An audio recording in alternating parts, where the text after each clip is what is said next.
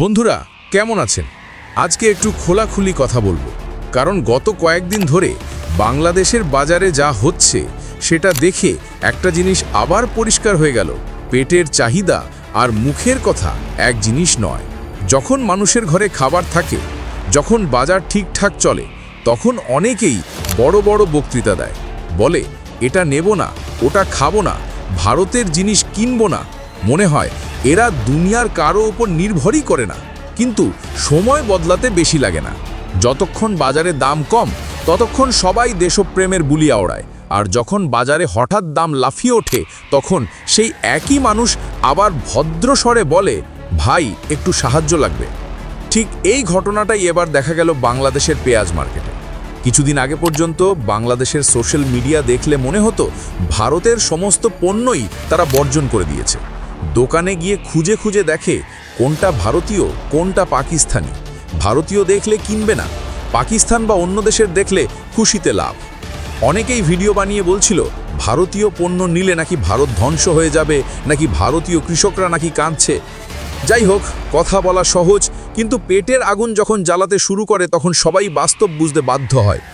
বাংলাদেশের বাজারে হঠাৎ পেঁয়াজের দাম যখন 140 থেকে 150 টাকায় পৌঁছে গেল, তখন বুঝলো মুখে যত কথাই বলা হোক, বাস্তবে ভারত ছাড়া পথ নেই। আর তখনই শুরু হলো নরম সুর, ভারত ভাই একটু পেঁয়াজ লাগবে। বিদ্বেষের জায়গায় বাস্তব এসে দাঁড়ালো। কারণ সত্য কথা হলো, ভারত কোনোদিনই পেঁয়াজ নিয়ে চিন্তায় ছিল না। যারা বলছিল ভারত নাকি বাংলাদেশ ছাড়া বাঁচবে না, তারা জানেই না ভারত প্রতি বছর কত পেঁয়াজ উৎপাদন করে। ভারত বছরে 26 থেকে 28 মিলিয়ন টন পেঁয়াজ উৎপাদন করে। দেশের ভিতর প্রয়োজন পড়ে 20 থেকে 22 মিলিয়ন টন। বাকি থাকে 4 থেকে 6 মিলিয়ন টন উদ্বৃত্ত। সেই উদ্বৃত্ত ভারত যাকে ইচ্ছা তাকে বিক্রি করে দেয়। বাংলাদেশ হোক, নেপাল হোক, শ্রীলঙ্কা হোক, বিশ্বাস করুন ভারতের তাতে কিছুই যায় আসে না। কারণ ভারতের নিজের বাজারই এত বড় যে বাইরের দেশের উপর পুরোপুরি নির্ভর করার প্রয়োজন নেই। যারা সোশ্যাল মিডিয়ায় ভারত বিরোধী ভিডিও বানায়, তারা হয়তো আবেগে বানায়, হয়তো উদ্দেশ্য প্রণোদিত হয়ে বানায়, কিন্তু শেষমেশ বাস্তব কাছে এসে সবাইকেই থামতে হয়।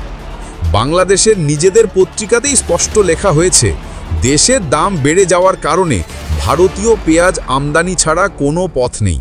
মানে যারা গতকাল বলছিল ভারতের কিছু দরকার নেই, তারাই আজ ভারতের দিকেই তাকিয়ে আছে। কারণ প্রয়োজনের সামনে আবেগ থেমে যায়। যারা ভারতের বিরুদ্ধে সবচেয়ে বেশি কন্টেন্ট বানিয়েছে, তারাই দরকার হলে প্রথমে ভারতীয় জিনিস গলায় নামাবে। এটাই বাস্তব।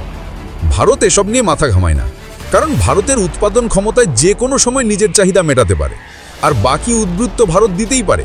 কিন্তু একটা প্রশ্ন থেকেই যায়, যে দেশ একদিকে ভারতকে গালি দেয়, আবার বিপদে পড়লে ভারতের কাছেই আসে, সেই দেশের জন্য কি বারবার দরজা খোলা রাখা উচিত?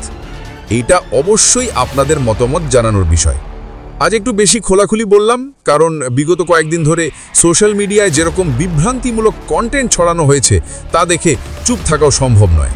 আমার উদ্দেশ্য কাউকে অপমান করা নয়, কিন্তু সত্যটা না বললে অন্যায় হয়ে যায়। আশা করি আপনারা বিষয়টা বুঝতে পেরেছেন। আপনারা কমেন্টে জানাবেন, ভারত কি এখনও বাংলাদেশের মতো দেশের কাছে পেঁয়াজ রপ্তানি চালিয়ে যাওয়া উচিত? সবাই ভালো থাকবেন, সুস্থ থাকবেন। দেখা হবে পরের ভিডিওতে। নমস্কার।